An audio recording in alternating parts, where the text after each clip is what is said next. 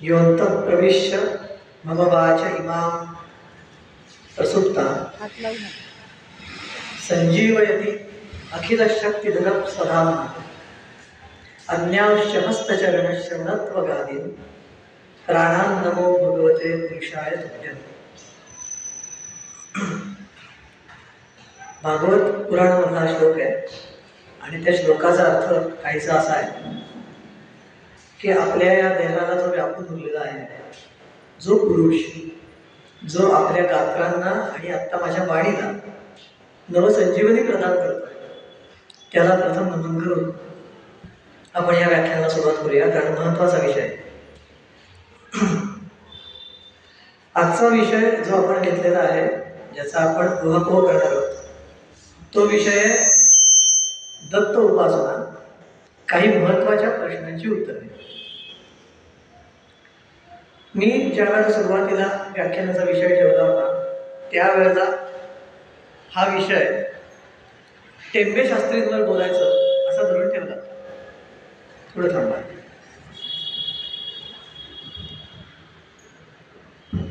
आता ऐकू नीट. तर प्रथम हा जो विषय मी ठेवला होता,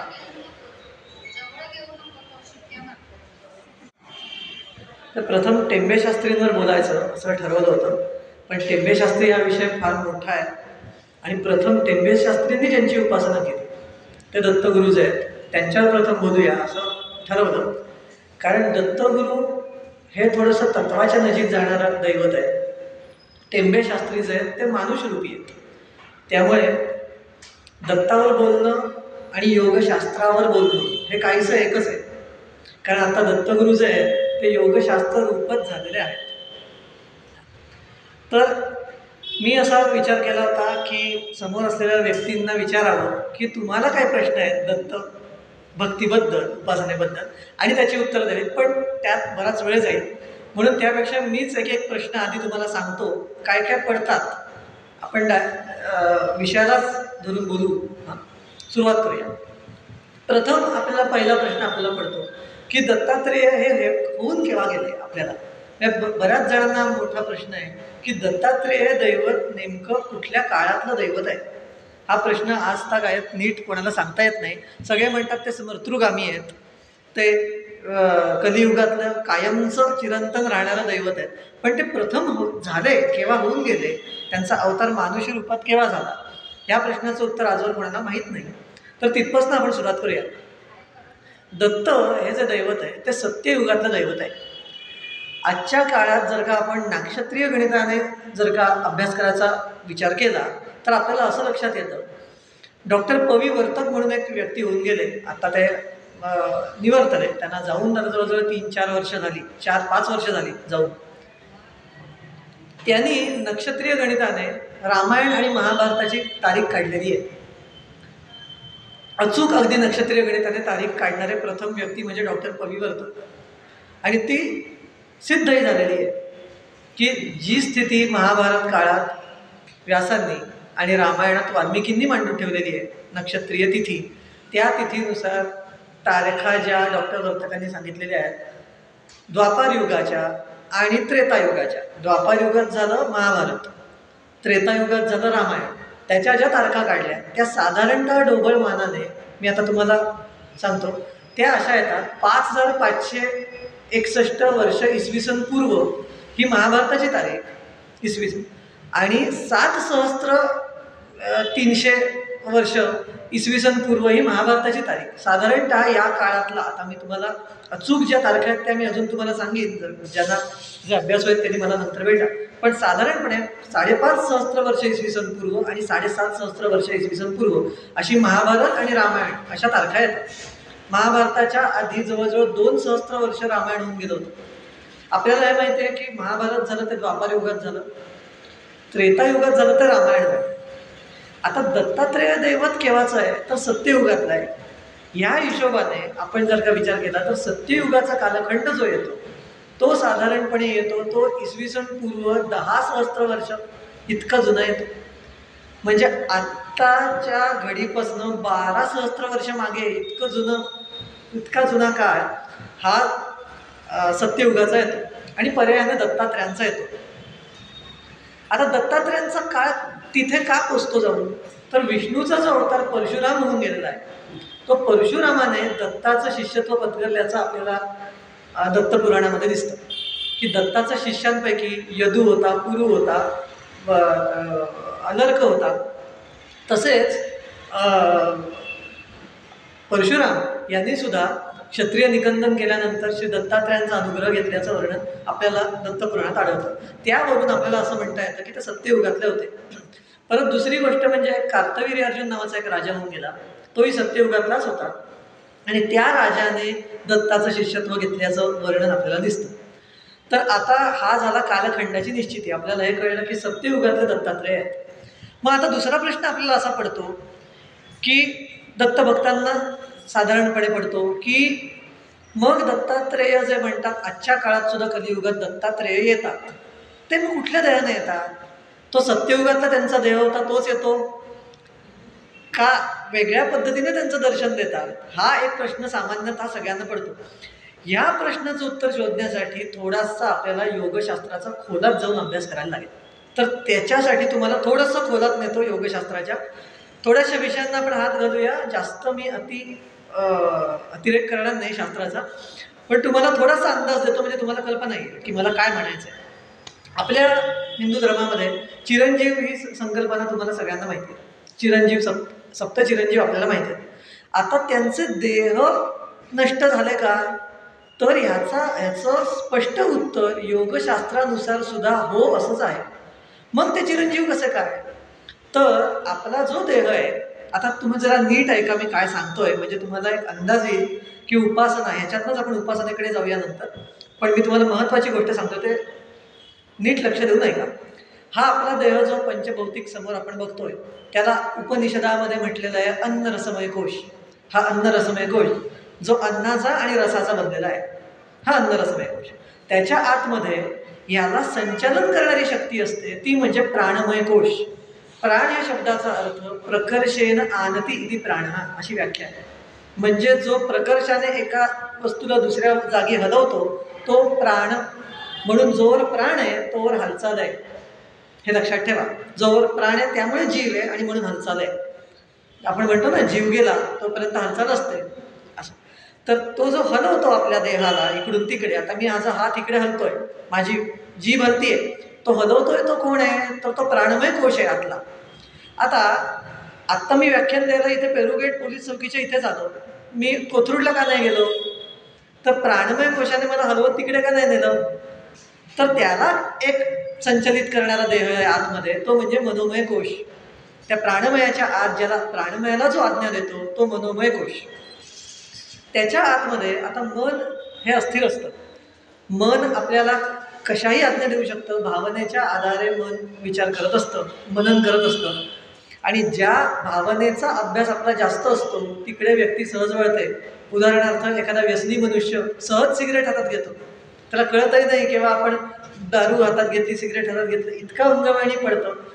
तर त्या व्यसनी माणसाला किंवा एखाद्या साक्षात्कारी व्यक्तीला स्पष्ट आज्ञा देणारा कोश कुठला? तर मनोमय कोशाच्या आतमध्ये एक विज्ञानमय कोश म्हणून असतो. त्यामध्ये सगळं ज्ञान साठवलेलं असतं. आपण आजवर जे जन्म घेतले, आपण त्या जन्मांमध्ये जे अर्जित ज्ञान आहे ते ज्ञानमय कोशात, विज्ञानमय कोशामध्ये साठवलेलं असतं. आता विज्ञानमय कोश हा आता आपण खूप आतात जातोय. शेवटी सगळ्यात असतं ते आत्मतत्व, ज्याला आपण आत्मा म्हणतो, ज्याला उपनिषदात आत्मन म्हटलेलं आहे. तो आत्मा अगदी सूक्ष्म तो आत्म्याबद्दल असं म्हटलेलं आहे की तो विश्वंभर आहे. म्हणजे आत्मा ही शक्ती विश्वात सगळीकडे भरून उरलेली आहे. पण विश्वात तो आत्मा भरलेला असला तरी माझ्यातलं आत्मतत्व आणि तुमच्यातलं आत्मतत्व ह्यामध्ये भेद कसा काय पडतो? तर तो पडतो तर अहंभावाने, अहंकार ज्याला म्हटलंय. आणि तिथे आपल्या उपनिषदातले अंतःकरण चतुष्टय हा जो शब्द वापरलेला आहे ह्यांनी, शंकराचार्यांनी, आद्य शंकराचार्यांनी, तिथे तो आपल्याला दिसतो. म्हणजे काय? मन, बुद्धी, चित्त आणि अहंकार. या अहंकारामुळे हे पंचकोशांचे भेद होतात. आत्मतत्व सगळीकडे समान आहे, पण आपल्या अहंकारामुळे आपण ते भेद करून घेतलेला आहे. म्हणून त्या विज्ञानमय कोशाला आणि आत्मतत्वाला मध्ये एक आधार देणारं अजून एक तत्व आहे, तो म्हणजे आनंदमय कोश, तो शेवटचा कोश. त्याला आनंद, कारण आपल्याला जो आनंद शब्दाचा अर्थ माहिती आहे तो वेगळा आहे. संस्कृत जो शब्द आहे आनंद, यामध्ये नंद धातू आहे. नंद या शब्दाचा अर्थ आधार देणे असा आहे. आणि म्हणून शंकराचं वाहन नंदी का? कारण तो शंकराला आधार देतो म्हणून. आपल्या लोकांना हे माहिती नाही, संस्कृत जे शिकतात त्यांना कळेल मी काय म्हणतो. नंद म्हणजे आधार देणे, म्हणून आनंद म्हणजे सगळ्या बाजूनी जो आधार देतो तो आनंद. दुसरा एक आनंद शब्दाचा अर्थ असा होतो की या शब्दामध्ये अव्यक्तताही दाखवली जाते कधीतरी. म्हणजे आकाश आपण शब्द म्हणतो, काश म्हणजे व्यक्त होणे, आकाश म्हणजे जे कधीच व्यक्त होत नाही ते आकाश.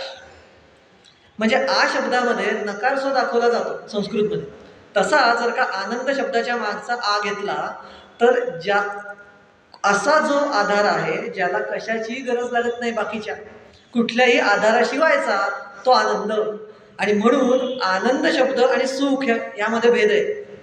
सुख जे येतं व्यक्तीला किंवा सुख मिळतं, मी आत्ता समजा एखादा आवडता चमचमीत पदार्थ खाल्ला तर मला सुख मिळेल, आनंद नाही मिळणार, कारण ते कुठल्या तरी पदार्थावर अवलंबून आहे, कुठल्या तरी बाह्य गोष्टीवर तो अवलंबून आहे, म्हणून ते सुख.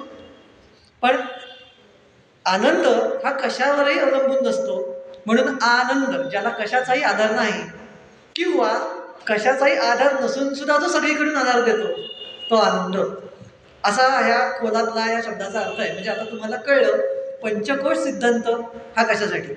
फिरून आपण ह्या गोष्टीवर येऊया. मगाशी मी म्हटलं की दत्ताचं ते शरीर जे सत्ययुगातलं होतं ते तिथे आपला विषय चाललाय. ते शरीर येऊन दर्शन देतं का तुम्हाला? तर ते जे मूळ शरीर जे अत्री आणि अनुसूयेकडे जन्माला जो दत्तात्रेय आले त्यांचं जे शरीर होतं ते शरीर कालयुगात नष्ट झालं. मग आता उरलं काय? तर त्यांचे पंचकोश उरले. मग आता आपल्याला प्रश्न पडतो, मग पंचकोश आपल्या सुद्धा उरतात मेल्यानंतर, आपल्याला नाही ती दर्शनं देता येत कोणाला. मग परत प्रश्न असा पडतो की मग देवाच्या पंचकोशामध्ये आणि आपल्या मनुष्यांच्या पंचकोशांमध्ये असं काय वेगळं असतं की ज्यामुळे देव मात्र पाहिजे तेव्हा दर्शन देऊ शकतात, देव मात्र पाहिजे तेव्हा स्मर्तृगामी होऊ शकतात, आणि आपण मात्र कर्माच्या या आंदोलनांमध्ये इकडे तिकडे सतत जन्म घे तिकडे जन्म घे असं करत असतो. तर ह्यामध्ये आपल्यात आणि देवांमध्ये मुख्य फरक कुठे आहे? तर तिथे जो मुख्य फरक आहे तो म्हणजे कर्माशयामध्ये फरक आहे.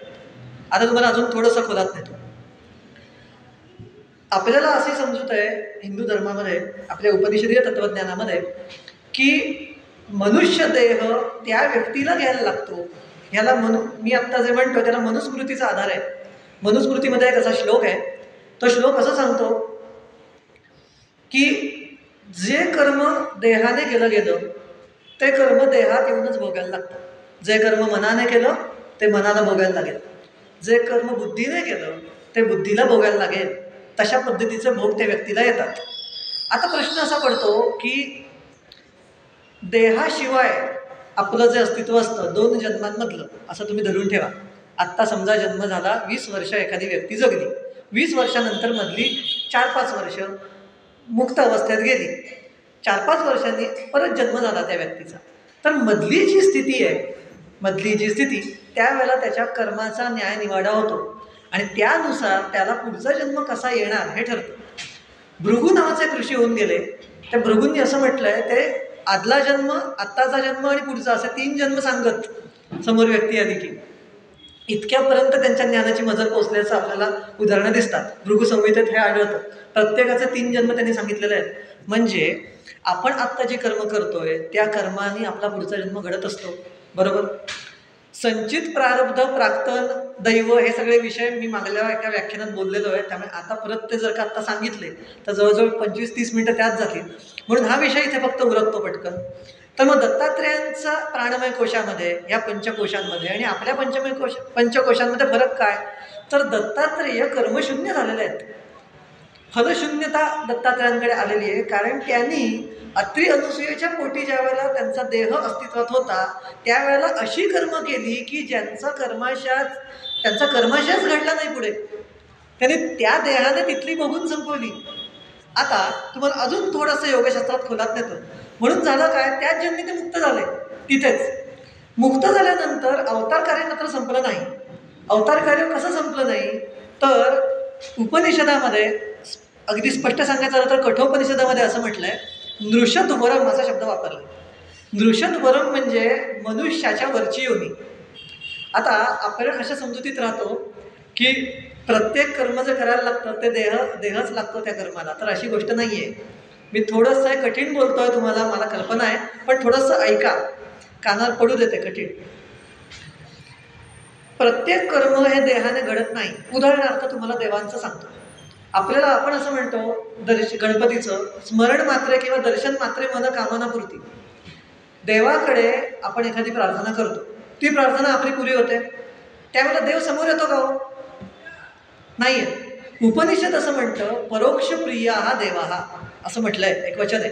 म्हणजे काय की देव काम कसं करतात, प्रत्यक्ष समोर येऊन काम करणार नाही, इनडिरेक्टली ज्याला म्हणतात अप्रत्यक्षरित्या ते काम करतात. म्हणून आपण त्याच वेळेला नेमकी काहीतरी मदत येते आणि आपण त्याला म्हणतो अरे देवासारखाच भेटलं. हे सामान्य पुण्यवान लोकांच्या बाबतीत घडतं. त्याला उपनिषद म्हणतं परोक्ष प्रिया हा देवा. पण देवांचं कामकाज एवढ्यावर थांबत नाही. देवांचं कामकाज हे स्मरणाने बऱ्याच गोष्टी घडतात. आता मी तुम्हाला एक उदाहरण देतो. महाभारतामध्ये विदुर नीती प्रसिद्ध आहे.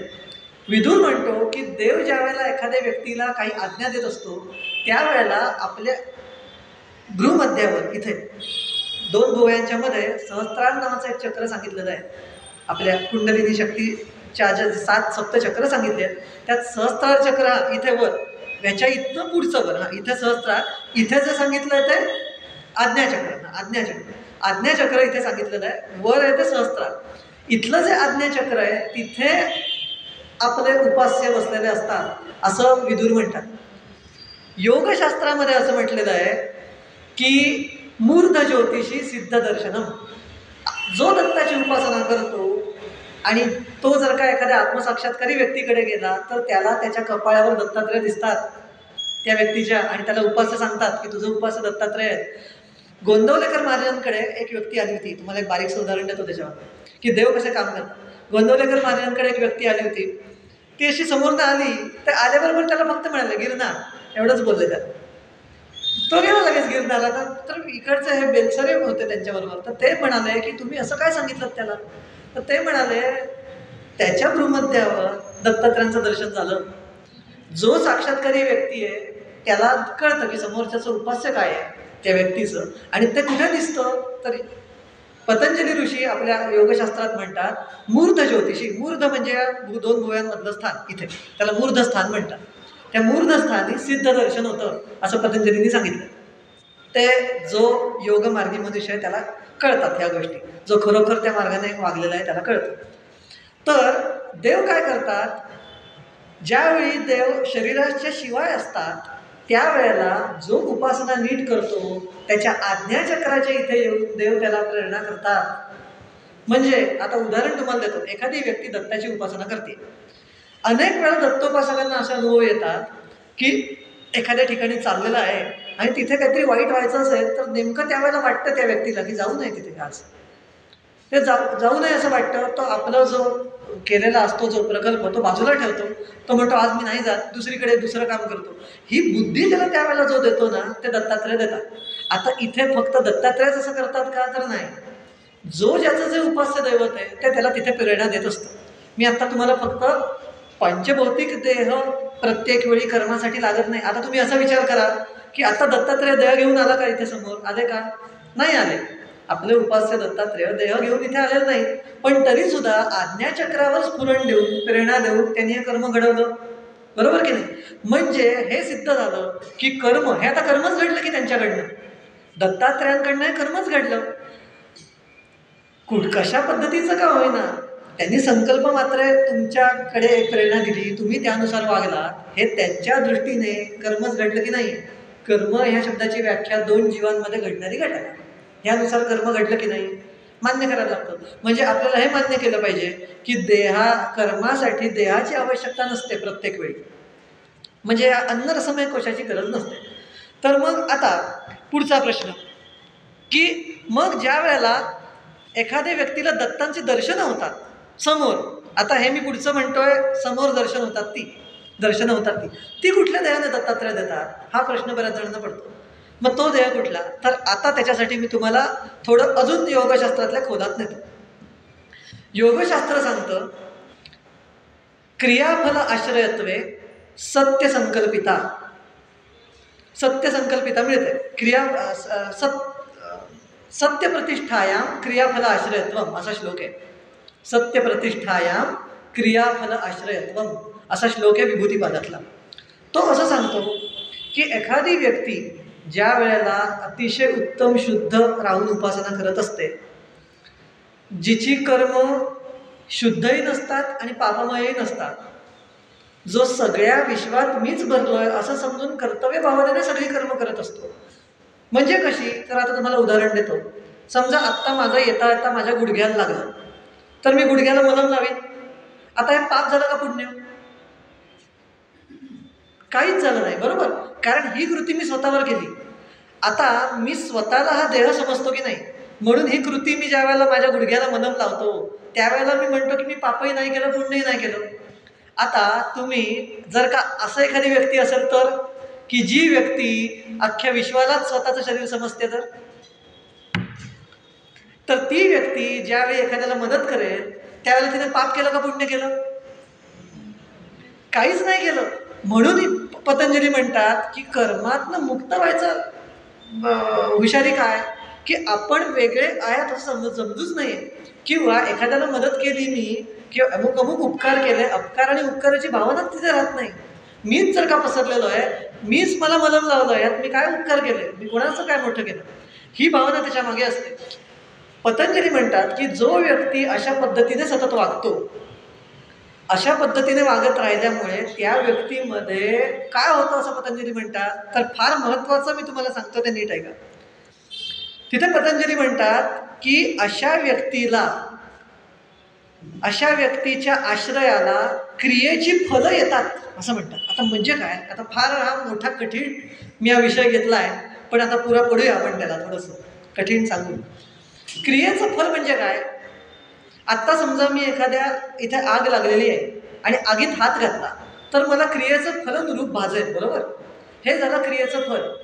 जी व्यक्ती अतिशय शुद्ध आहे आणि जी व्यक्ती अख्खं सगळं चराचर म्हणजेच मी अशी भावना खरोखर मनात असू ना, प्रत्येक वेळी ओढून ताणून आणलेली भावना नव्हे, मनात खरोखर तसं हवं. नाहीतर एखादी व्यक्ती असंही म्हणेल की मीच आहे, असं फक्त म्हणून ते होत नाही, तर अभ्यास आहे त्याच्या मागे, उपासना असली पाहिजे. अशा पद्धतीने अभ्यास करून एखादी व्यक्ती जर का वागली तर त्याच्या आश्रयाला क्रियेचं फळ येतं. म्हणजे काय? की अग्नीत हात जरी घातला तरी अग्नीचं जे फळ भाजणं आहे ते त्याच्या आश्रयाला येईल, तर त्याला भाजणार नाही.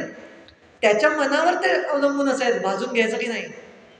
इतक्या पातळीला तो योगी पोचतो. आणि म्हणून आपल्याला असं दिसून येतं की अनेक जे योगी असतात त्यांना द्वंद्वाचा आघात त्यांच्यावर होत नाही, त्यांना कशाचं त्यांना त्रासच होत नाही कसला, इतक्या पातळीला गेलेले असतात. कारण त्रास देणारी गोष्ट आणि ते हे एकच असतात, कोण कोणाला त्रास देणार, इतका त्यांचा देह शुद्ध बनलेला असतो. आता असा देह ज्या वेळेला शुद्ध बनतो आणि ज्या वेळेला पूर्ण कर्म अशा पद्धतीने त्या व्यक्तीने देहात असताना केलेली असतात की ती कर्म शुद्धही नाहीत अशुद्धही नाहीत, फक्त कर्तव्य भावनेने कर्तव्यपूर्ती मात्र आहे, अशी कर्म ज्या वेळेला असतात आणि नंतर मग त्याचा देह कालानुरूप नष्ट होतो, त्यावेळेला त्याचा जो प्राणमय कोश असतो त्याला नवीन देह धारण करता येतो इच्छेनुसार. हे पतंजलीने सांगितलं. याला म्हणतात सत्यसंकल्पिता. आणि म्हणून सत्यसंकल्पितेने देव जे असतात ते देह धारण करू शकतात, नवीन पंचमहाभूतांचं आवरण घेऊ शकतात पाहिजे तेव्हा. कारण पंचमहाभूतांचं आवरण त्यांना घ्यावं लागेलच अशी वेळच येत नसते, त्यांच्या हातात असतं सगळं. असं कोणी त्यांना कंपल्शन करणारं, सक्ती करणारं नसतं कर्मफळ कुठलंही, की आता तुम्हाला 200 वर्षांनी जन्म घ्यायचा आहे, असं काही नसतं. मुक्त असतात. मग मुक्त झाला म्हणून त्याची अधिसत्ता निर्माण झाली त्याच्यावर, पंचमहाभूतांवर. मग त्याला सुद्धा वाटलं की अमुक अमुक व्यक्तीला दर्शन द्यावं. आता ही व्यक्ती, आता दर्शनाचा सुद्धा प्रकार आहेत. एक प्रकार म्हणजे सर्वसामान्य जो आपल्या आपल्याला अनुभवायला येतो तो म्हणजे आज्ञाचक्रावर आपल्या देवाची प्रेरणा होणं, की अमुक अमुक गोष्ट कर. आपल्याला वाटतं की माझ्या मनात विचार आला, तो पेरलेला असतो. तो कुठनं पेरलेला असतो ते माहीत नाही, पण तो पेरलेला असतो, त्या देवानेच पेरलेला असतो की हा उठ याचा अभ्यास करायला लाग. मग आपोआप येऊन पुस्तक कोणतरी आणून देतं, मग त्याचा अभ्यास. ही जी प्रेरणा आहे, आता ही जरी अभ्यासाची गोष्ट, अमुक व्यक्तीला भेट, तिला तुझी मदत हवी आहे, हे एखादी व्यक्ती अनेकदा अनुभव येतात आहे. तर हे जे प्रेरणा होते हा प्राथमिक अनुभव योगशास्त्रातला. पुढचं जसं जसं शुद्ध होत जातो, ती व्यक्ती जसजशी उपासनेने शुद्ध होत जाते तशी ती अधिकारी पातळीला पोचल्याने मग दत्तात्रय म्हणतात की आता याला दर्शन द्यायला हरकत नाही. आता पुढे सांगतो तुम्हाला की योगशास्त्रात हा आता तुम्हाला मूळ विषय कळला की दत्तात्रय दर्शन कसे देतात देहाशिवाय. हा एक प्रश्न पडलेला, त्याचं निराकरण झालं असं मी समजतो इथे. कारण ह्याहून मी स्पष्ट करू शकेन पण त्याच्यात वेळ खूप जाईल. सो मी आता वेगवेगळे अजून प्रश्न घेतोय, म्हणजे आपण नुसते प्रश्नांना हात तरी लावू सगळ्या. पुढचा प्रश्न असा एक पडतो की योग मार्गात दत्तात्रयांची उपासना करताना शुद्धी आणि सोहळ्याचं महत्त्व काय. अनेक लोकांना मोठा प्रश्न पडलेला आहे की दत्ताची शुद्धी एवढी कशी काय. तर त्याच्यासाठी नारद पुराणामध्ये एक श्लोक आहे. दत्तात्रयांवर नारदांनी एक स्तोत्र रचलेलं आहे, दत्तात्रय स्तोत्र असं त्या स्तोत्राचं नाव आहे. त्या स्तोत्रामध्ये एक श्लोक आहे, त्याच्यामध्ये उत्तर आढळतं आपल्याला. तो श्लोक असा आहे, भोगालयाय भोगाय, दत्ताचं वर्णन आहे, भोगालयाय भोगाय योग योग्याय धारिणे असं म्हटलेलं आहे.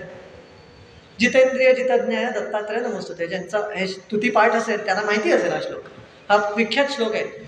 तर त्यामध्ये हा जो महत्त्वाचा शब्द आहे योग योग्याय धारिणे, ह्याचा अर्थ काय आहे की दत्तात्रेय कोणाला धारण करतात.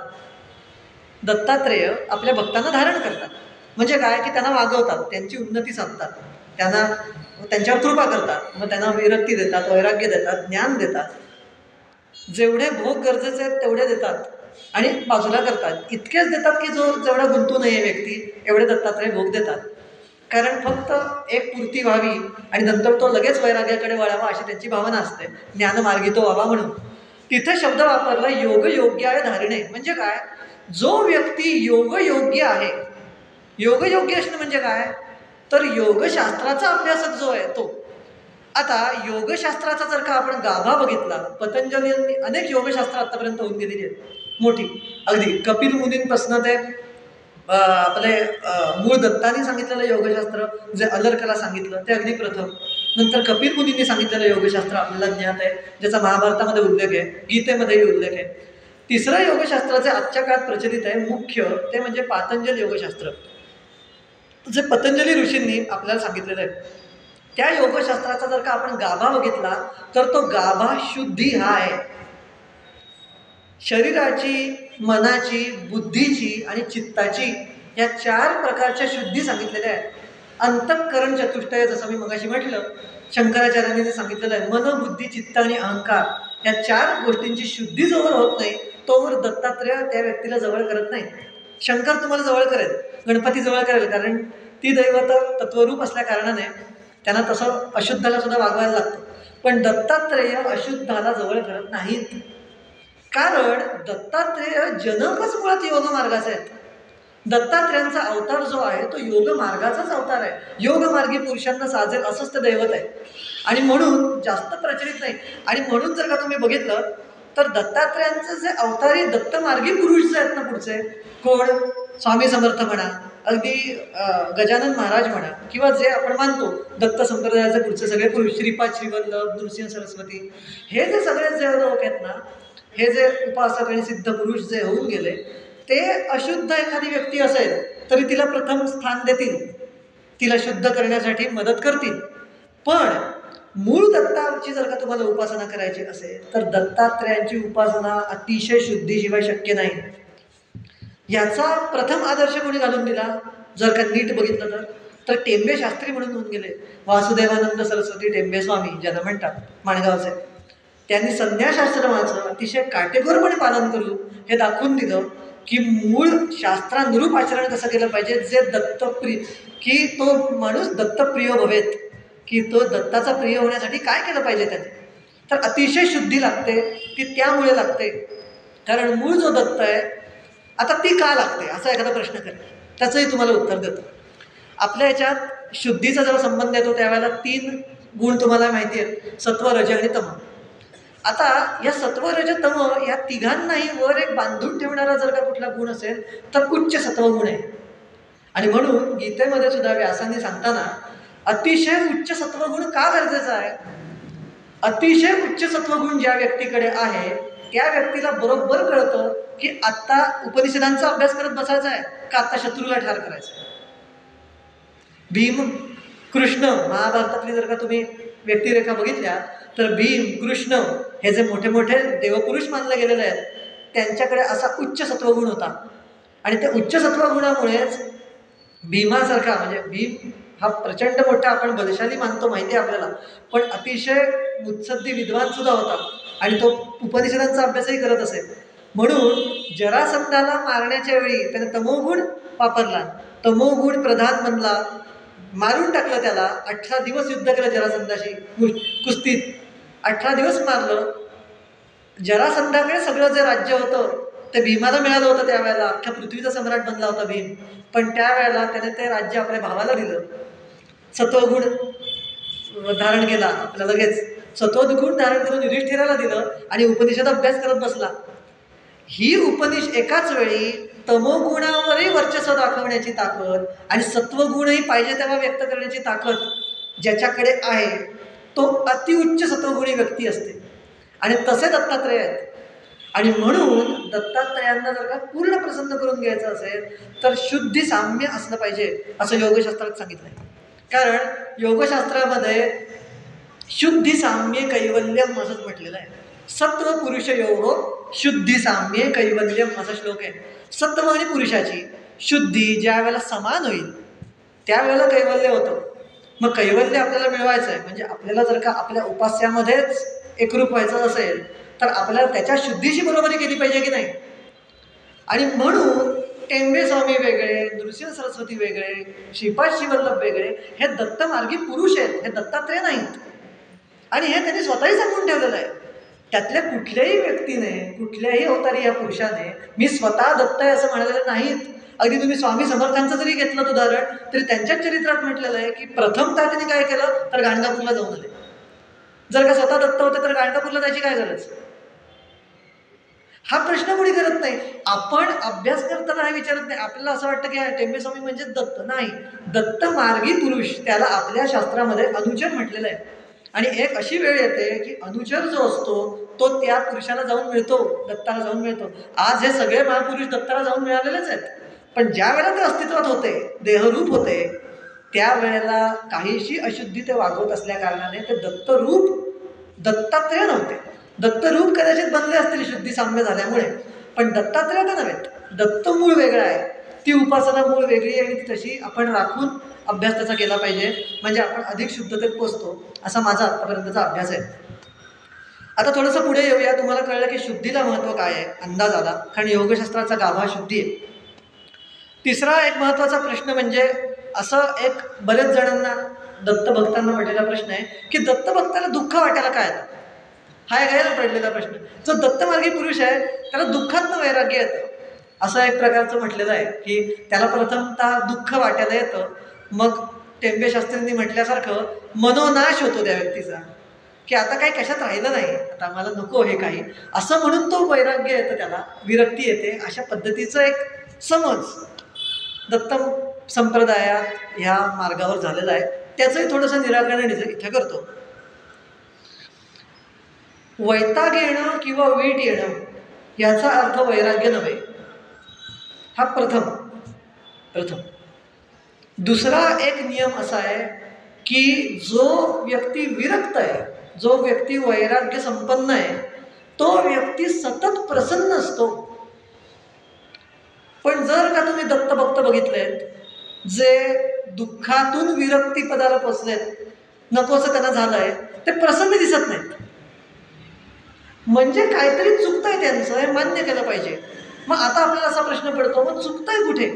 दत्तभक्तांचा प्रश्न, आपल्यासारख्या दत्तभक्तांचं आणि टेंबे शास्त्रींच्या मध्ये एवढी तफावत कशी काय, आपल्यामध्ये टेंबेस्वामी का जन्माला येत नाहीत, की आपल्यात निर्माण तसे गुण का नाही होत? तर त्याचं एक कारण म्हणजे भावनेला बुद्धीपेक्षा जास्त दिलेली किंमत. जर का तुम्ही दत्त भक्त हे जर का मूळ बघितलेत, जर दत्त मार्गी पुरुष म्हणून ख्याती पावलेले आहेत, टेंबे शास्त्री धरा किंवा श्रीपाद शिवल्लभ धरा, त्यांनी कधी भावनेने निर्णय घेतलेले नाही आहेत आयुष्यात, एकदाही नाही. सतत बुद्धीने निर्णय घेतले. मनुष्य आपण काय करतो, आपण भावनेच्या आहारी जातो. भावनेच्या आहारी गेलो, बुद्धीचं ऐकत नाही. बुद्धी सांगत असते आता हे करू नको, दुःख वाटायला येणार आहे, तेच करतो, त्याच्यातच पडतो परत. आधी एका व्यक्तीने आपल्याला असा त्रास दिलेला आहे, परत तू तिकडेच जातोयस, मग परत त्रास आला, आणि मग ह्याच्यात नव्हतं काय, त्यावेळेला उपासना चालू असते दत्ताची. मग आपल्याला दत्ताबद्दल प्रेम वाटायला लागतं, इकडे नकोसं वाटायला लागतं आयुष्य, इकडे काही नको, विरक्ती वाटायला लागते, मग दत्ताबद्दल प्रेम वाटायला लागतं. पण ह्याच्यामध्ये प्रसन्नता लोप पावते. तो व्यक्ती असा नसतो की मी दत्ताचं प्रसन्नतेने करतोय, तो दुःखातनं परत दत्ताकडे जाणारा असतो.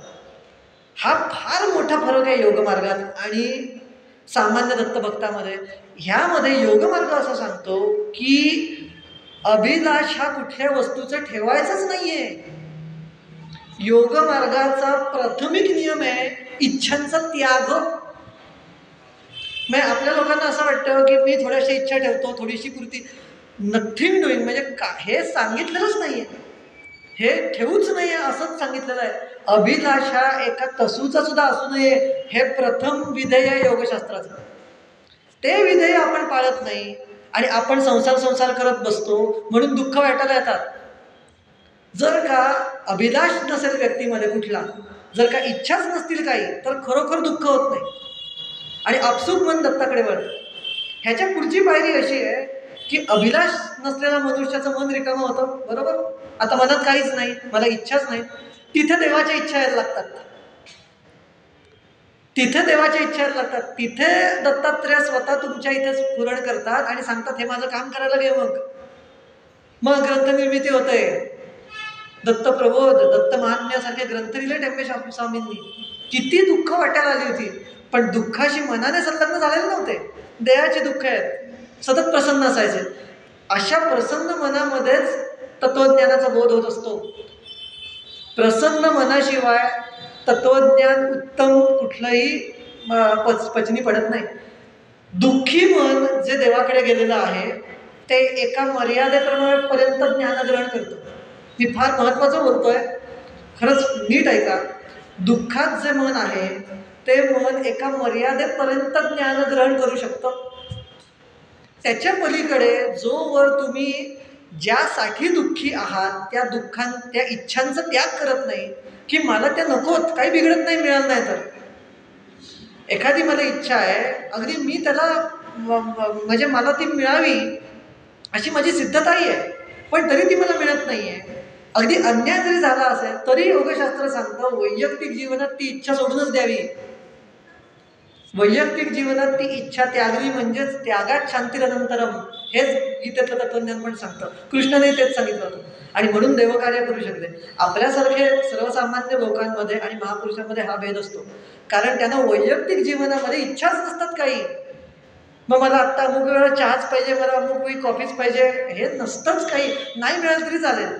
8-8 दिवस टेंबेशास्त्री न खाता पिता राहायचंय आणि आपल्याला जरा 5-10 मिनिटं उशीर झाला जेवणाला की लगेच लोक घड्याळ बघतात. कशी काय व्हायची दत्तभक्ती सांगा मला? व्हायचीच नाही. आणि गंमत झाली आहे काय, हल्लीचे अनेक यूट्यूबवर किंवा ह्याच्यावर अनेक लोक टाकतात मला अमुक अमुक स्वामींनी दर्शन दिलं, ह्यांनी दर्शन दिलं, तुम्ही सगळं खोटं आहे, पूर्णपणे साफ खोटं आहे, एकचही खरं नाही. कारण ज्याला दर्शन होतं ना त्या व्यक्तीमध्ये त्याचं दर्शन घडायला लागतं त्या विषयाचं. हा नियम आहे. जो व्यक्ती अभिलाष शून्य आहे ना तो समोर कळतो आला की, कारण तो खरोखर अभिलाष शून्य असतो, त्याला खरोखर काही दड. आणि दुसरी गोष्ट अशी की ज्याला दर्शन दत्ताचं झालंय तो पॉडकास्ट द्यायला कशाला येईल युट्यूबला? अरे तुला दत्तात्रयांचं स्वामींचं दर्शन झालं, तुला अजून काहीतरी सांगावंसं वाटतं लोकांना, मला दर्शन दिलं म्हणजे तुला अजून काहीतरी मिळवायचं बाकी आहे. मग आपल्या लोकांचं झालं काय, आपण आपल्या पातळीवर सगळ्या देवांना आणून ठेवलंय. त्याचं कारण म्हणजे शास्त्राच्या बाहेर गेलेलो आपण सगळे. आणि मला दत्ताने दर्शन दिलं. माझ्या मनात होतं काय, बारीकसा काहीतरी अनुभव येतो आणि लोकांना असं वाटतं मी पोचलोच, माझ्या हातच लागले. आता थोडंसं हे दत्तभक्ती करताना अनुभव जे येतात त्याच्यावर थोडंसं उहापोह करूया आणि म्हणजे आपल्याला सांगता करता येईल की खरे अनुभव कसे ओळखायचे ह्याच्यावर आता तुमचं थोडंसं उहापोह करतो आणि मग आपण थांबूया 15-20 मिनिटं. आपल्याला माहिती आहे की पंचमहाभूत जी आहेत त्यांच्यावर हे सगळे अनुभव घेतलेले असतात. कारण आपण आत्ता राहतोय ते स्थूल देह आहे ना आपला, म्हणजे आत्ता आपले जे अनुभव आपण म्हणतो मला आला अनुभव, हा स्थूल देहाच्या अनुषंगाने आपण विचार करतोय, बरोबर की नाही सामान्यतः. म्हणून आपण सुरुवात करूया पृथ्वी तत्वापासून. पृथ्वी तत्वाचा गुण गंध सांगितलेला आहे, गंध येणे. प्राथमिक योगसिद्धी कुठली सांगितली आहे योग मार्गातली, तर सुवास यायला लागतात त्या व्यक्तीच्या आजूबाजूला. आणि म्हणून जो योगमार्गात पुढे गेला, ज्याने उपासना नीट केली, त्याला कधी कधी आता त्याचे काही काही इंडिकेटर्स म्हणा, इंग्लिशमध्ये म्हणतात त्याला तसं, काही निर्देशक तत्व त्याची असतात. तर ती कुठली कुठली की देवीची जर का उपस्थिती आजूबाजूला असेल तर कुंकवाचा वास येतो. जर का दत्ताचा आजूबाजूला वास असेल तर पिवळ्या गुलाबाचा वास येतो. असे येतात. चंदनाचे वास, मोठे वास, असे वास की जे ते बरोबर त्याला कळतात की दैवीच वास आहे, सुवास आहे हे कळतात. अशा वेळी काय करावं की आजूबाजूला कोणी उदबत्ती लावली नाहीये ना, कोणी सेंट मारला नाहीये ना, हे बघावं मुद्दा. आपले लोक काय करतात, काही बघत नाहीत, मला अमुक सुगंध आला म्हणजे आलंच पाहिजे कोणतरी देव तिथे, अशी त्यांची धारणा होते. आणि होतं काय, इथे योगमार्गात स्वतःला फसवतो व्यक्ती. कारण प्रगती झालेली नसते आणि हा अभिमानात राहतो की माझी पृथ्वी तत्व शुद्ध झालं म्हणून मला सुवास यायला लागलेत. तसं नाही आहे. तर प्रत्येक वेळी शहानिशा केल्याशिवाय ह्या मार्गावर जाऊ नये, हा एक दंड. पहिलं झालं पृथ्वी तत्व, त्याचे सुवास येतात, त्याचा गंध हा गुण. पृथ्वीनंतर आहे आप. आप तत्वाचा गुण म्हणजे चव. चव आपल्याला चव येते ना, तोंडात जी चव येते तो आप तत्वाचा गुण आहे. तर रस हा त्याचा गुण, रसाचा गुण चव, जिव्ह्याचा गुण हा चव. जो व्यक्ती पृथ्वी तत्व शुद्ध करून आपतत्वापर्यंत शुद्धीपर्यंत पोहोचला त्याला वेगवेगळ्या चवी तोंडात यायला लागतात पदार्थ खाल्ल्याशिवाय. हे मी मुद्दामून हे सगळं सांगतोय कारण दत्तमार्गी लोकांना हे जाणणं गरजेचं आहे. त्यांच्या तोंडात वेगवेगळ्या चवी येतात. काही खाल्लेलं नसताना मोतीचूर लाडवाची चव येणं, पुरणपोळीची चव येणं, अशा घटना घडतात. अशी उदाहरणं मी बघितलेली आहेत, लोकांच्या खरंच येतात. आता त्यात सिद्ध करणं फार कठीण, कारण हे वैयक्तिक पातळीचे अनुभव असतात. त्यामुळे स्वतःला जोखण्याचं या गोष्टी आहेत. कारण एखाद्याने सांगितलं मला चव आली तर ते आपण सिद्ध कसं करणार, सिद्ध करायची काही ही नाही, त्याला प्रमाण नाही. म्हणून प्रत्येकाने स्वतःचं विश्लेषण करावं आणि ओळखावं की ही जी आपल्याला आता चव आली तोंडात ती खरोखर शुद्धतेमुळे आली आहे का कशा बाकीच्यामुळे आली आहे, का आधीचं काहीतरी दातात अडकलंय. या सगळ्या गोष्टी, मी खोटं नाही, सगळ्या गोष्टींचा बारीक सारीक विचार केला पाहिजे. आता 2 दिवसाची पुरणपोळी अडकली असेल आणि मला पुरणपोळीचा स्वाद आला तोंडात तर ते असं करून चालत नाही. तर ही झाली आपतत्वाची शुद्धी. पृथ्वी आप तेज, पृथ्वी आप वायू, तिसरा आहे तो वायू. तिसरं सूक्ष्मभूत आहे ते वायू. वायूचा गुण काय आहे तर स्पर्श. ध्यानामध्ये किंवा झोपेत असताना किंवा अगदी हिंडता फिरता देवतांचे स्पर्श होणे आपल्याला, असेच जे स्पर्श होतात ते शक्यतो योगमार्गात सांगितल्याप्रमाणे भ्रूमध्याला होत असतात आपल्या. एखादा देव येऊन तिथे स्पर्श करून जातो आपल्याला. आता तो कुठल्या देहाने येतो, प्राणमय कोशाने येतो.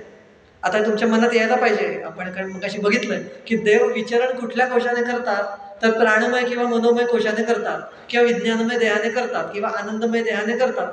ते येतात आणि आपल्याला भ्रूमध्याला स्पर्श करून जातात. कारण आता हे का करायचं तेही सांगेन, हे अशावरच का बेतलेले अनुभव आहेत तेही त्याचा उपभोग करीन योगशास्त्रानुसार. फक्त 1 मिनिट मला द्या. तिसरा हा स्पर्श, तो वायूचा गुण, त्या देवतांचे प्रत्यक्ष स्पर्श होणे हा एक गुण.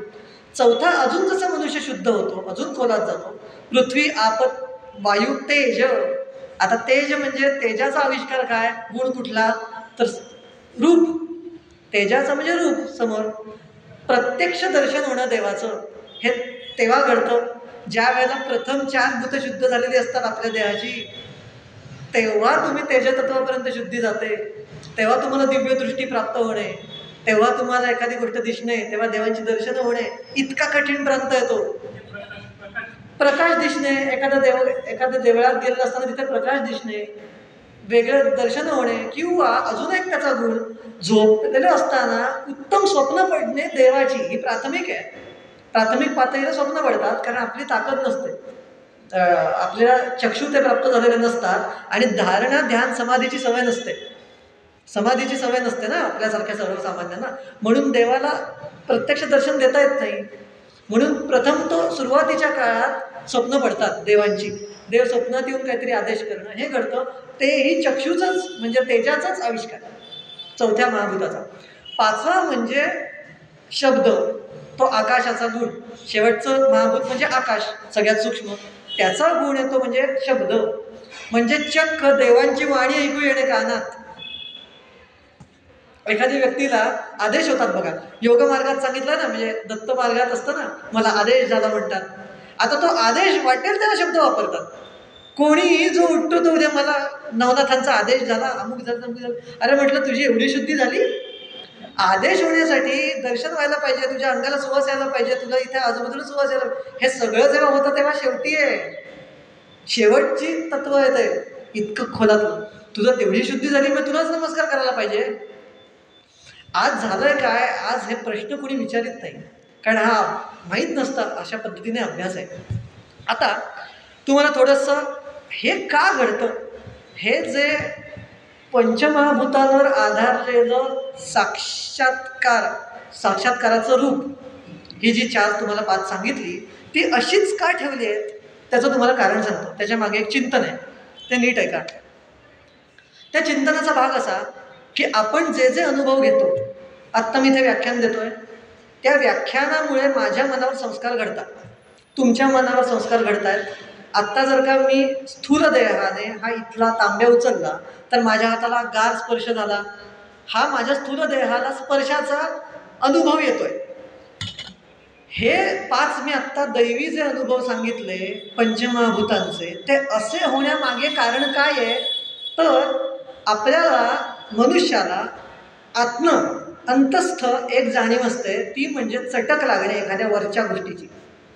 एखाद्या लहान मुलाला जेव्हा तुम्ही एखादी गोळी देता चॉकलेटची आणि नंतर आईस्क्रीम देता, तर नंतर तो गोळीकडे वळेल का? नाही, तो काय म्हणेल मला आईस्क्रीमच पाहिजे आता. म्हणजे आपल्याला अंगभूत अशी एक सवय असते की वरच्या अनुभवांची चटक हवी असते आपल्याला. योगमार्गामध्ये हे देव लोक काय करतात, ज्याची योगमार्गात प्रगती साधायची आहे त्याला प्रथमतः पृथ्वी तत्वाचा एक अनुभव देतात. पृथ्वी तत्वाचा अनुभव काय? सुवास येतात. तो एकदा दैवी सुवास आला की बाकीच्या सुवासांवरचं त्याचं हे उडतं, वासना उडून जाते. कळलं त्याच्या मागे कारण काय आहे?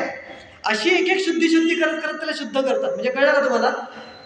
म्हणजे एखाद्या व्यक्तीला दत्ताला जर का योगमार्गात वर आणायचं आहे तर प्रथम तो काय करेल, दत्तात्रय काय करतील, त्याच्या आजूबाजूला फक्त येऊन जातील आणि त्याला तो दिव्य सुवास एकदा आला की उद्या त्याला बाकी सुवासांचं काय वाटणंच होईल की मी दत्त आलेला सुवास अनुभवलेला आहे इतका वरचा, मला त्या सुवासांचं काय वाटत नाही. म्हणजे वैराग्य आलं.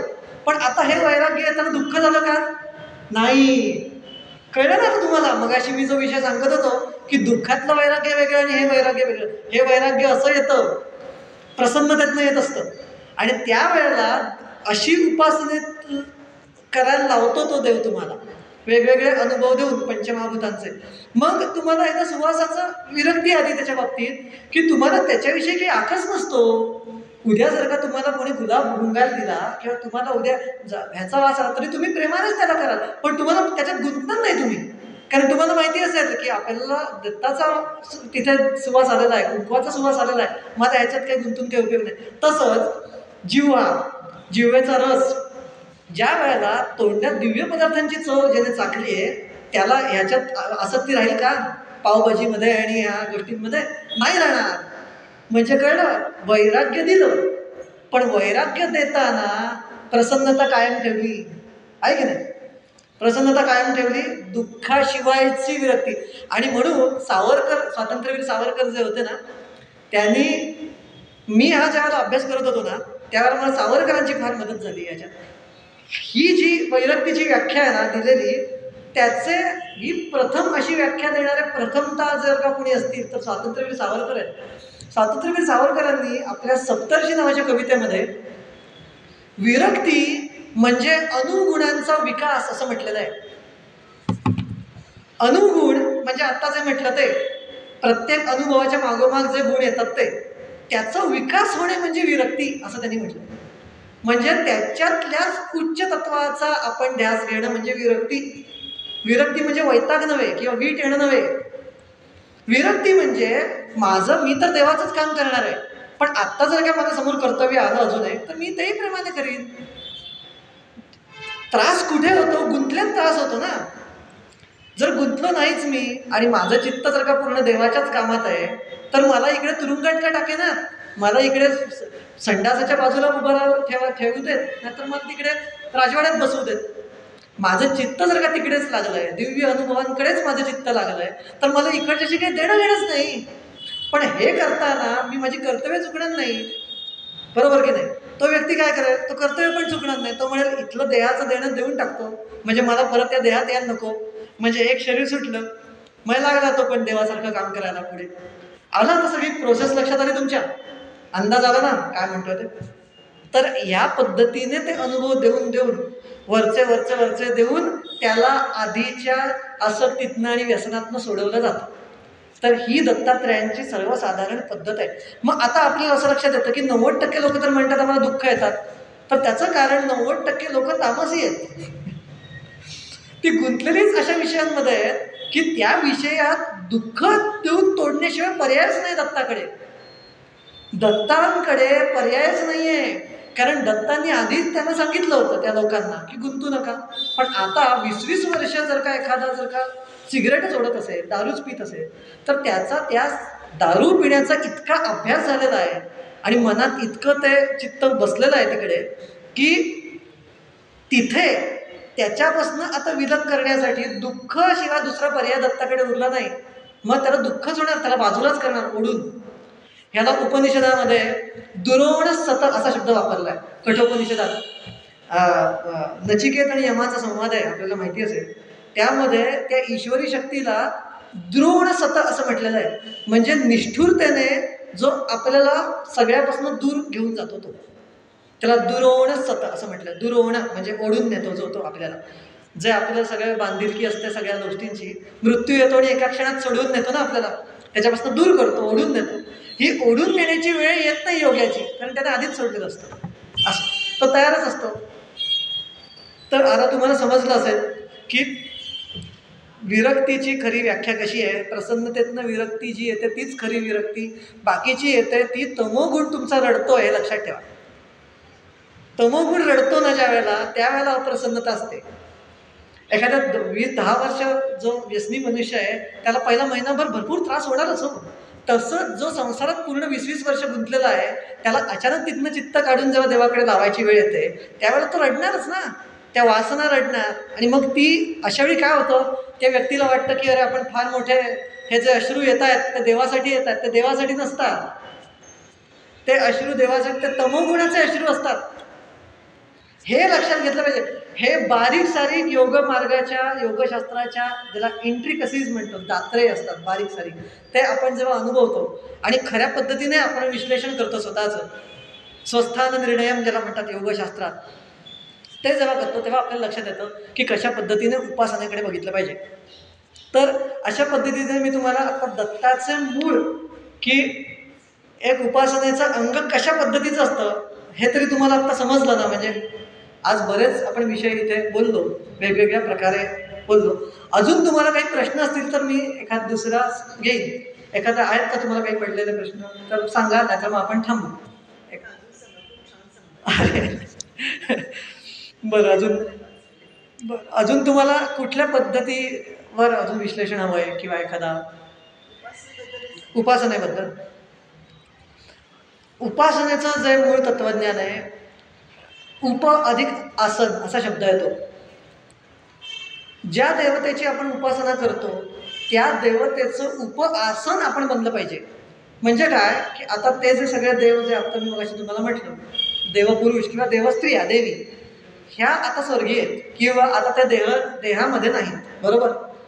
त्यांना जर का उद्या वाटलं की मला खाली येऊन काम करायचं आहे, तर त्यासाठी आपल्या देहाची सज्जता, आपल्या मनाची सज्जता, आपल्या चित्ताची सज्जता ठेवणे म्हणजे उपासना.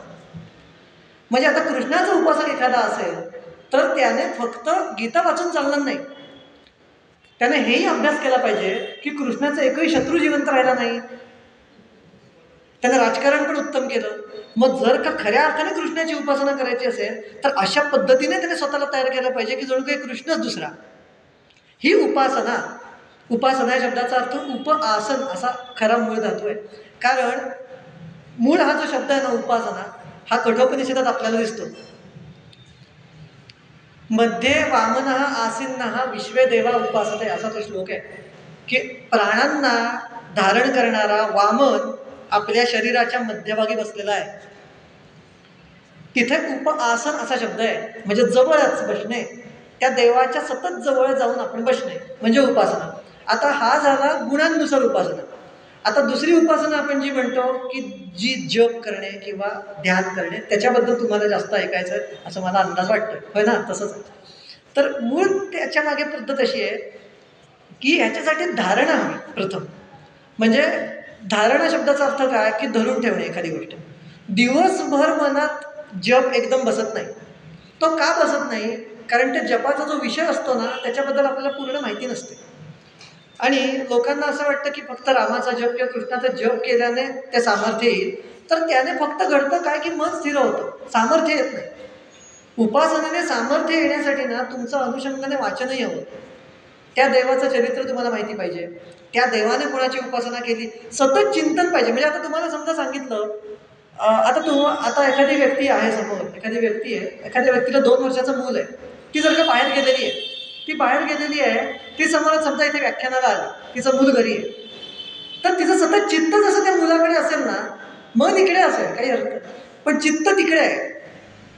याचा महाभारतामध्ये जो युधिष्ठिर आणि यक्षाचा संवाद आहे बघा महाभारतातला, त्या यक्षाने युधिष्ठिराला विचारलं होतं की त्या नारायणाची उपासना म्हणजे करणे म्हणजे काय. तर त्याने उत्तर दिलं होतं, ते फार याच्यावर मस्त उत्तर आहे. तर तो म्हणतो त्या नारायणाची काळजी वाहणे. म्हणजे आपल्याला सतत असं वाटलं पाहिजे कुणकुण की आता मी इथे 2 तास घालवलंय, दत्तात्रयांनी मला काम दिलं होतं, ते काम माझं झालं कसं नाही दत्ता. हे ज्यावेळेला तुम्ही चिंतन करताना त्याच्यावर त्यावेळेला ते स्मरण पोचतं. असं स्मरण केलेलं एकदा जरी केलं ना तरी दत्तात्रय प्रसन्न होतात, जे 2 तासाच्या जपाने होणार नाही. कारण त्याच्या मागे त्यांच्या कार्याचा हेतू असतो. गंमत कळते का मला? आता मी थोडक्यात तुम्हाला उदाहरण सांगतो. एखादी व्यक्ती मोदींचं काम करतोय, समजा पंतप्रधान मोदींचं काम, तर मोदींचं कामाची त्यांनी जर का चिंता व्हायची तर त्याला मोदी लगेच भेटतील ना. पण इथे मी जप करत बसलो मोदींचा, तर मोदी येतील का? नाही येणार.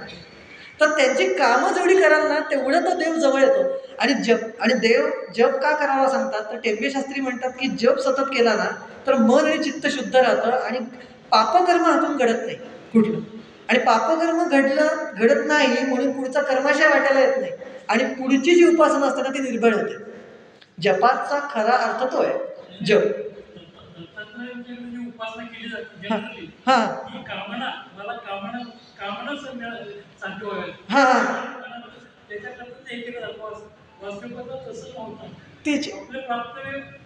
भगवंत तेच मूळ पाहिजे. कारण कामना ठेवून जी उपासना करतात ना तीच कधी संपणारी नव्हेच होत, ती संपतच नाही. एक झाली की दुसरी येते. म्हणून ना कामना अशी करावी की मला कुठलीच कामना नको, अशी इच्छा करावी देवापुढे. आणि गंमत कसं असतं, आपण म्हणतो की मला कुठली इच्छा नाही आहे, पण आत इतक्या खोलात इतक्या इच्छा असतात की आपल्याला समजत सुद्धा नाही. आणि म्हणून मी असं स्वतःला नेहमी म्हणतो की इतक्या गुंतलेलो होतो आम्ही तर, म्हणजे तुमची पिढी तर फार सात्विक पिढी आहे. आमच्या पिढीला सतत तमोगुणाचीच बरणी आजूबाजूला आहे. तर त्याच्यात मी नेहमी असंच म्हणतो देवाला की जास्तीत जास्त माझ्या इच्छा कमी होऊ देत, हीच इच्छा मी व्यक्त करतो. कारण त्या आहेत भरपूर, ते कमी होऊ देत. स्वतःशी खोटं बोलायचं नाही, हा उपासनेतला अगदी प्राथमिक अंग आहे. की जर काही इच्छा असल्या ना तर म्हणावं की माझ्या अमुक इच्छा आहेत आणि त्या खरंच, आणि जर का त्या पूर्ती होणाऱ्या असल्या ना तर त्याच्यासाठी महत्वाकांक्षा बाळगून कष्टही करावे. पण ते झाल्यानंतर थांबावं. हा जो एक आहे ना, कारण ते झाल्यानंतर मग वाटतं 20 लाख मिळवले की मग 30 लाख हवे, असं असतं ना ते. मग तुला कोणतरी दिसतं, कारण तुम्ही जसे वर जाता तसे त्या लोकांमध्ये वावरायला लागता ना. मग कोणी 50 लाखवाला दिसतो, मग त्याच्याकडे प्रायव्हेट प्लेनच आहे, मग अरे मग ते का नाही माझ्याकडे, मग माझ्याकडे पण तेवढं, हे असं वाढत जातं, त्याला काही अंत नाही. म्हणून ययातीचं उदाहरण जे महाभारतातलं आहे की भोगाने कधी शमत नाही, उपशम होत नाही. टेंबे शास्त्री म्हणतात की उपशम होण्यासाठी मनाचा निग्रहच फार महत्त्वाचा असतो, की आत्ता आली ना माझ्या मनात. आणि म्हणून योगमार्गातला प्रथम श्लोक जर का तुम्ही बघितला तर ज्याने योगशास्त्र सुरू होतं त्या श्लोक आहे योगा चित्तवृत्ती निरोध. आत्ताचं तत्व म्हणजे योग म्हणजे चित्तवृत्तींचा निरोध करणं. म्हणजे माझ्या मनात आत्ता आलं ना वडापाव हवा, नाही खाणार वडापाव, हेच योगमार्ग आहे. आपल्याला असं हल्ली दाखवून द्यायचा प्रयत्न करतात लोक की मनाला पाहिजे तसा वावरू द्या. अजिबात नाही. मनाला आटोक्यात असंच ठेवायला लागतं प्रथम. तुम्हाला उदाहरण देतो. लोकांना असं वाटतं की नाही माझ्याकडे अशी माझं ओळखीचं नातेवाईक आहेत, ते असंही म्हणतात आम्हाला जेव्हा वाटेल देवाचं करावं तेव्हा आम्ही करू देवाचं. म्हटलं कधी वाटणार नाही.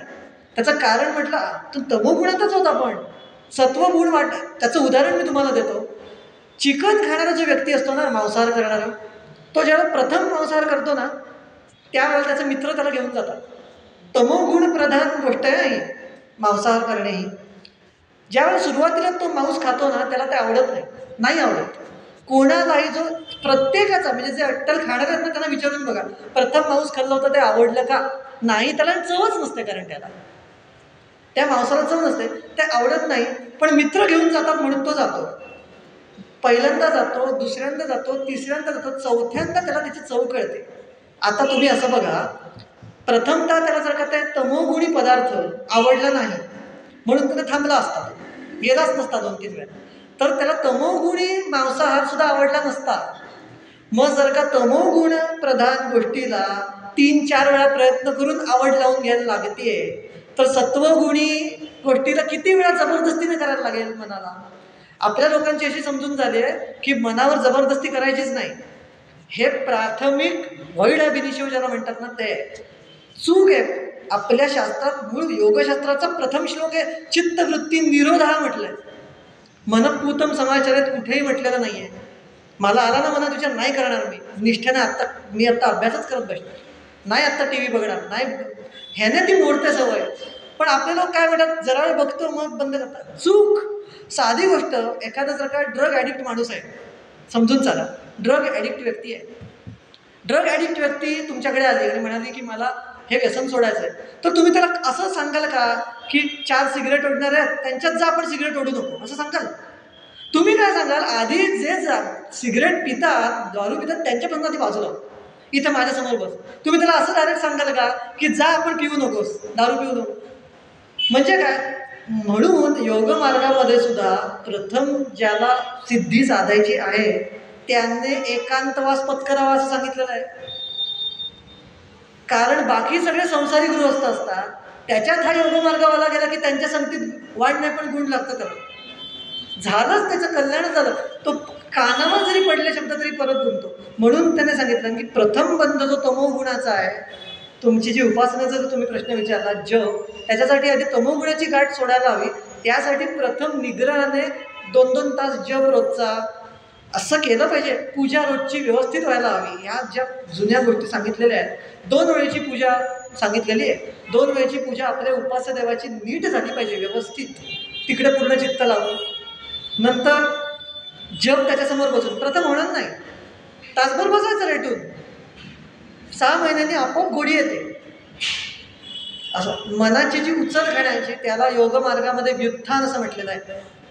2 संस्कार असतात मनाचे. एक संस्कार मनाचा असतो तो म्हणजे व्युत्थानाचा, म्हणजे काहीतरी करूया, म्हणजे जपाला बसलाय आणि आता उठून पेपर वाचतो, हा व्युत्थान. जपाला बसणं हा निरोध. 2 गोष्टी आहेत. एक निरोध संस्कार जो आपल्याला शांत बसवतो आणि जो व्युत्थान संस्कार जो आपल्याला उचल खायला लावतो. योगमार्ग पुढे म्हणतं की व्युत्थान आणि निरोधाला जो आटोक्यात ठेवतो तो निरोधच आहे.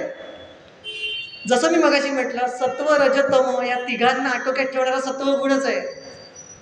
तसाच हा निरोध हा सत्वगुण आहे, अतिशय उच्च सत्वगुण, की जो सांगतो केव्हा गप्प बसायचं जपाला आणि केव्हा उठून कामाला लागायचं. पण जपाच्या वेळी नाही उठायचं, नाही म्हणजे नाही उठायचं. आता परत प्रश्न पडतो की मग सकाळी बसायचं का जपाला? तर नाही बसायचं, कर्तव्य असताना जपाला नाही बसायचं. रात्री टीव्हीचा वेळ द्यायचा जपाला. लोक काय करतात, लगेच सकाळी जपाला बसतात, देवाची पूजा 2-2 तास करतात. असं सांगितलेलंच नाही. तुम्ही आधी कर्तव्य करा, उरलेला जो तुमचा मजेचा वेळ आहे ना तो जायचा देवाला. रात्री सगळे झोपतात 11 वाजता, 11 ते 12 आपला हुकमी वेळ असतो.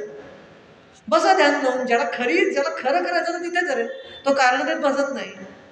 अशी गंमत आहे. आपले लोक काय करतात, कारणच जास्त द्यायचा प्रयत्न करतात म्हणून, आणि खोटं बोलतात स्वतःची. माझ्या मनात इच्छा नाहीत वगैरे असं म्हणतात. माझं काय म्हणणं आहे, तुम्ही म्हणा माझ्या इच्छा आहेत, ज्या पुऱ्या होण्यासारख्या त्या कराव्यात. सात्विक इच्छा त्या पुऱ्या कराव्यात. सात्विक तामसी वृत्तींना लक्ष देऊ नये त्यांच्याकडे, त्या निरोधानेच मोडून काढाव्यात. मनात आली जर का उर्मी, दाबूनच टाकावी ती. हल्ली मानसशास्त्रामध्ये हल्ली असा एक प्रघात पडलेला आहे, मनात काही दाबून ठेवायचं नाही. चूक आहे ते. तमोगुण प्रधान व्यक्तीला दाबूनच गोष्टी करतात. आज आपण दंड करतो, तो काय असतो दुसरा सांगा मला. एखाद्या दरोडेखोराला ज्या वेळेला बदलून काढतात लोक किंवा फाशीची शिक्षा होते, तो दाबूनच टाकतात ना त्याला, का त्याला अगदी मतपरिवर्तन करतात त्याचं सांगा बरं. त्याच्या कलाने घेतात का, की अरे रे तू आतंकवादी का, तू 100 जणांना मारलास का, हे तुझं. असं नाही ना करत, त्याला फाशीच देतात ना डायरेक्ट. मग तिथे एकच दंड वापरतात ना, तसाच तमोगुणी मनाला दंड द्यायचा आणि त्याला रजोगुणात आणायचं. तो येतो आपोआप रजोगुणात, मग तिथनं सत्वगुणात येईल हळू. आणि दुसरं म्हणजे अनुषंगाने वाचन ठेवायचं तसं. आणि संगत ना तुम्हाला अशाच लोकांची असली पाहिजे की जे देवाचं करणारे आहेत. संगत फार भयंकर महत्त्वाची गोष्ट आहे. म्हणजे संगतीने एखादी व्यक्ती साक्षात्कारीच होईल, फक्त न करता काही, कारण आपोआप तो लागत जातो गुण. असं होतं. संगत हल्ली मिळणं कठीण, पण प्रेमाने नीट आपण प्रयत्न केले ना, खरी इच्छा ठेवली तर माझा अनुभव आहे की संगत तशी मिळते. माझ्या आज पुण्यामध्ये 2000 जवळजवळ 11 पासून आज 26 पर्यंत अनेक मित्र मैत्रिणी आहेत, पण त्यातले प्रत्येक जण रोजचं देवाला गेल्याशिवाय जात नाही कुठे. हेच सगळे विषय बोलतो. कसं काय हो सांगा. म्हणजे लोक जे म्हणतात की आम्हाला मिळत नाही तसं, म्हटलं तुम्ही तसं करा, बाकीच्यांना बाजूला करा, बाकीच्यांना तिथे ठेवायचं नाही. मग ही व्यक्ती मॉलला जाऊया, पण नाही, मग त्याला सांगायचं मी नाही येणार तुझ्याबरोबर. दोन्ही डगरींवर पाय ठेवून इथे काही होत नाही. हल्लीची पद्धत सांगण्याची अशी आहे, नाही दोन्ही होतं. म्हटलं तू कृष्णच. अरे कृष्णाने गीतेत सांगितलंय हे करून स्वत हे करतात. तर म्हटलं कृष्ण कोण, तू कोण? फरक आहे ना काहीतरी. कृष्णाचे आधीचे जन्म बघ काय आहे, तुझे आधीचे जन्म काय आहेत बघ. तू तुरंत डायरेक्ट कृष्णाची करतोस. कृष्ण ज्या पातळीला जाऊन बोलतोय ती पातळी फार मोठी आहे. तिथे त्याला ते सहज साध्य होत आहे, कारण त्याने आदले जन्म घासलेली आहे. नरनारायणांनी किती तप केलं होतंय त्यानेच लिहून ठेवलेलं आहे. तेवढं तू कर, मग काय कृष्णासारखा म्हटलं. पण त्या नरनारायणांनी बद्रिकाश्रमात जाऊनच केलं आहे तप, तेव्हा नव्हते आले इकडे. म्हणजे त्यानेही त्याच्यासाठी तप केलेलं आहे, घासलेली आहे. असं आहे ना. म्हणून आपण ह्या अनुषंगाने अभ्यास करून अर्धवट ज्ञान न घेता सतत प्रयत्न केले तर मला वाटतं असं होईल. पुढच्या वेळेला व्याख्यानाचा एक विषय घेईन, त्यावेळेला ना मी लीला सरस्वती नावाची एक गोष्ट आहे, लीला आणि सरस्वतीची, त्यात अभ्यास कसा करायचा योग मार्गाचा, हे योग वशिष्ठात उद्धृत केलेलं आहे. तो विषय घेईन आणि वाटल्यास तुमच्या या प्रश्नाचं अजून खोल उत्तर देईन की अभ्यास कसा करायला पाहिजे एखाद्या गोष्टीचा. हां ठीक आहे. मग आता मी भरपूर झाला आहे वेळ, मग थांबतो आता मी. हां धन्यवाद.